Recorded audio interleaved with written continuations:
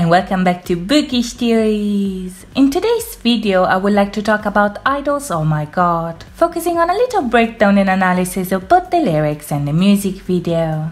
Oh My God is a song that lived up to its title and left us all shook with its sound, visuals and storyline. Being the inclusive queens that they are, I-DLE actually gave us a song about love, temptation and obsession addressed to a female recipient who is seducing them with their music. As we'll see in a second, this is an aspect that plays a very important role in a storyline already full of religious callbacks and references to the fairy tale tradition. But in order to make sense of all of that, the first thing that we need to do is to take a look at the teaser that came out right before the MV. Set in a medieval fantasy setting, the video introduced us to a story about love, salvation and temptation that is told in the form of a prayer. In the teaser, the voiceover tells us that the girls were prisoners of their reason and that they wanted God to set them free through salvation. But now things are starting to change, because even if in the past they longed for divine love, now they don't need it anymore because they found a new love and they are no longer prisoners.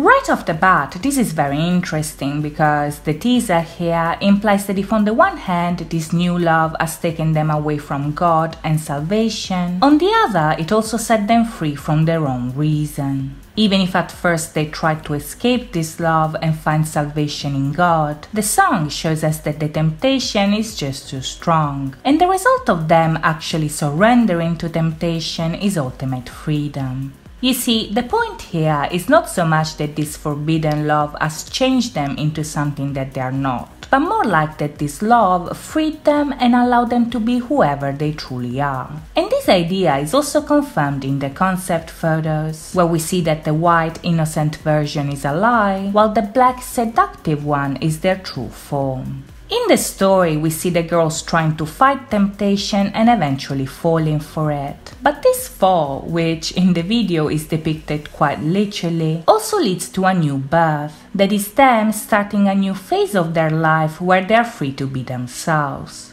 If you look closely, throughout the video we see some quick shots of Soyeon in a reddish environment. And judging by the way the video is shot, it almost looks like she's in a womb of some kind. This makes sense because the love that they're singing about is meant to bring a new beginning that, like any other birth, starts from blood and pain. But is this really a new beginning, or is it just an illusion? Is it true or is it a lie? Well, let's find out.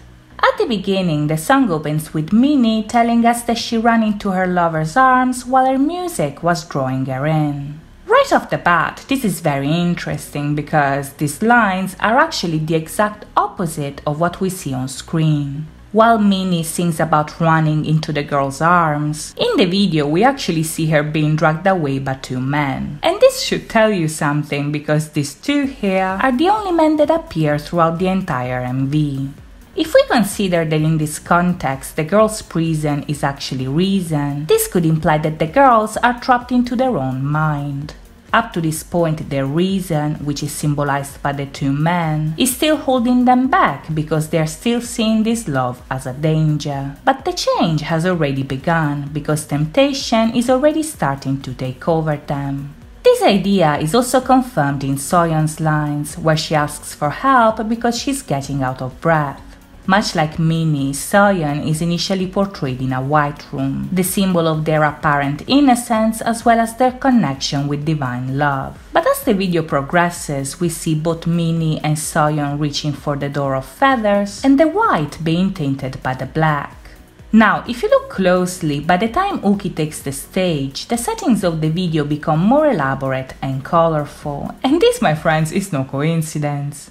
As we'll see in a second, some of these colors are meant to convey different meanings and emotions. But the general point here is that their choice to open themselves up to temptation literally showed their true colors.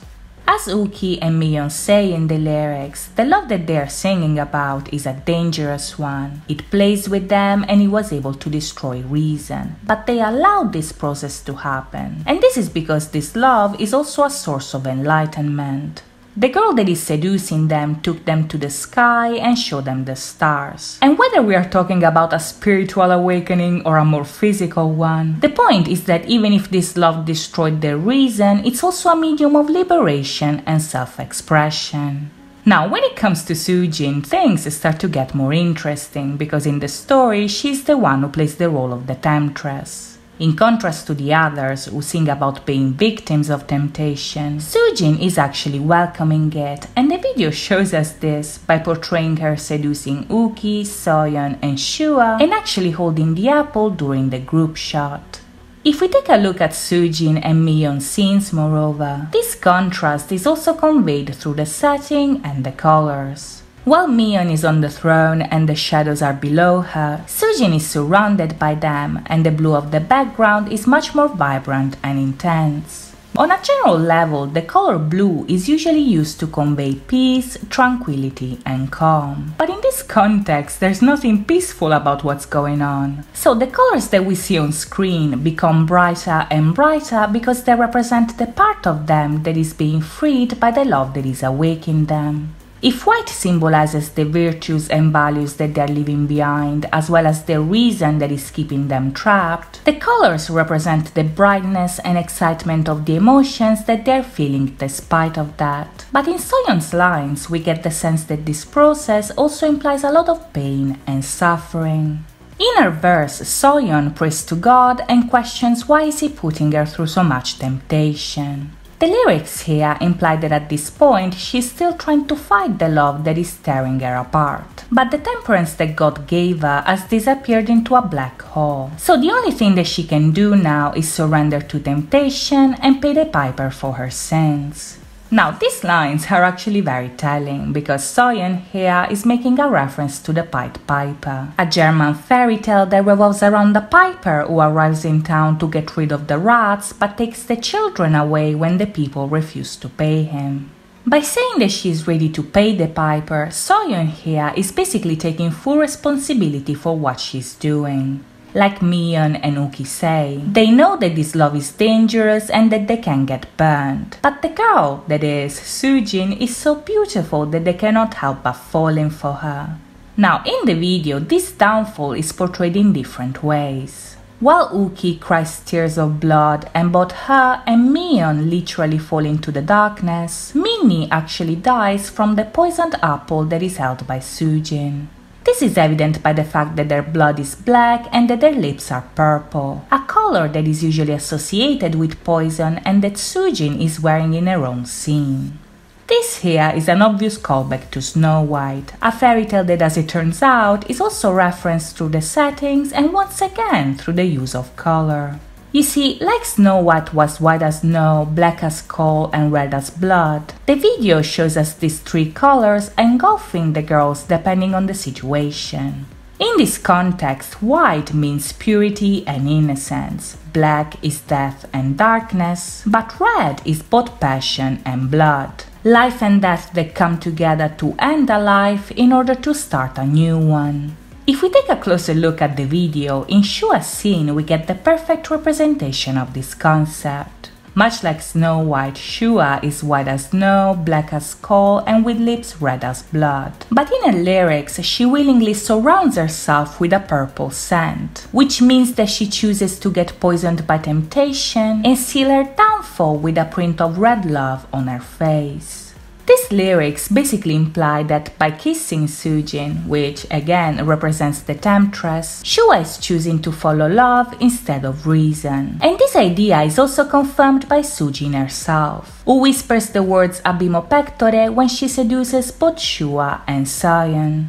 Abimo pectore is a Latin phrase that means from the bottom of my heart. And in the video, it is almost used as an incantation, as a spell if you will, that is meant to destroy reason in favor of love. At this point, the transformation is complete and Soojin is triumphant. Soyeon fell into temptation and paid the piper. Miyeon instead jumped into the abyss. Ugi got burned, Minnie killed herself with poison, and Shua chose to surround herself with the purple sand. But even if this suffering should bring them freedom, by the end of the video we get the sense that this epilogue is quite bittersweet. While Minnie sings the opening lines again, she's back in the White Room, but this time her hands are black, her lips are purple, and the words Abimo Pectore are tattooed on her cheek.